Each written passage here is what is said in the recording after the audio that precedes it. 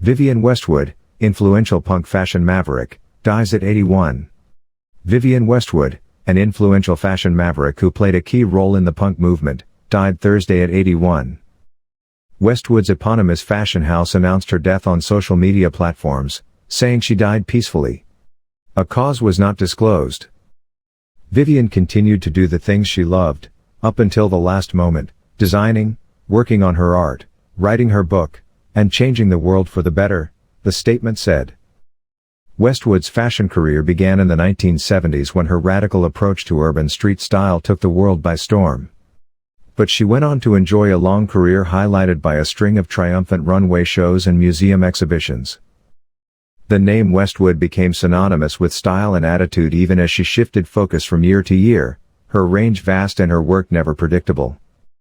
As her stature grew, she seemed to transcend fashion. The young woman who had scorned the British establishment eventually became one of its leading lights, even as she kept her hair dyed that trademark bright shade of orange. Andrew Bolton, curator of the Costume Institute at the Metropolitan Museum of New York, said Westwood and Sex Pistols manager Malcolm McLaren, her one-time partners, gave the punk movement a look, a style, and it was so radical it broke from anything in the past. The ripped shirts, the safety pins, the provocative slogans, Bolton said. She introduced postmodernism. It was so influential from the mid-70s.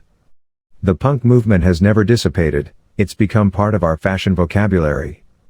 It's mainstream now. Westwood's long career was full of contradictions. She was a lifelong rebel honored several times by Queen Elizabeth II. She dressed like a teenager even in her 60s and became an outspoken advocate of fighting climate change, warning of planetary doom. In her punk days, Westwood's clothes were often intentionally shocking. T-shirts decorated with drawings of naked boys and bondage pants with sadomasochistic overtones were standard fare in her popular London shops. But Westwood was able to transition from punk to haute couture without missing a beat, keeping her career going without stooping to self-caricature. She was always trying to reinvent fashion. Her work is provocative, it's transgressive. It's very much rooted in the English tradition of pastiche and irony and satire. She is very proud of her Englishness, and still she sends it up, Bolton said.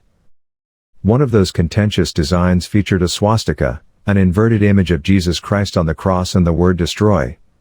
In an autobiography written with Ian Kelly, she said it was meant as part of a statement against politicians torturing people, citing Chile's Augusto Pinochet.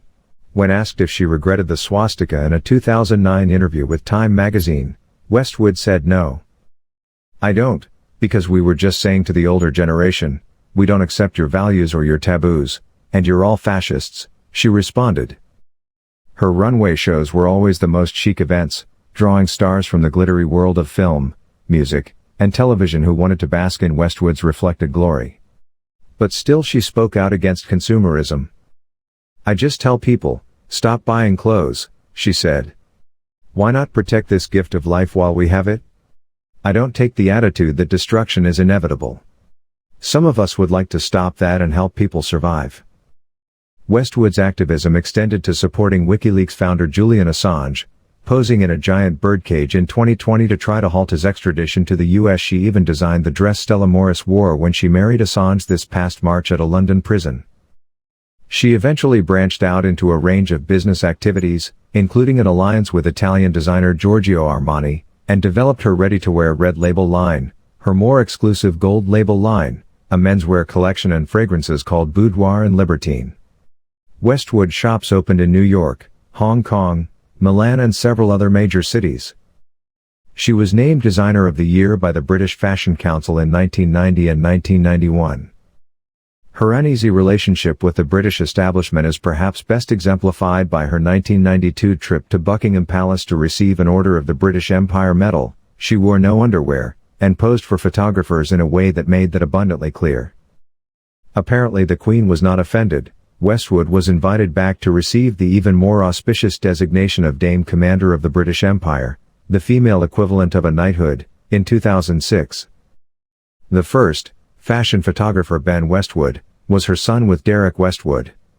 The second, Joe Corey, her son with McLaren, co-founded the upscale Agent Provocateur lingerie line and once burned what he said was a collection of punk memorabilia worth millions. Punk was never meant to be nostalgic, he said.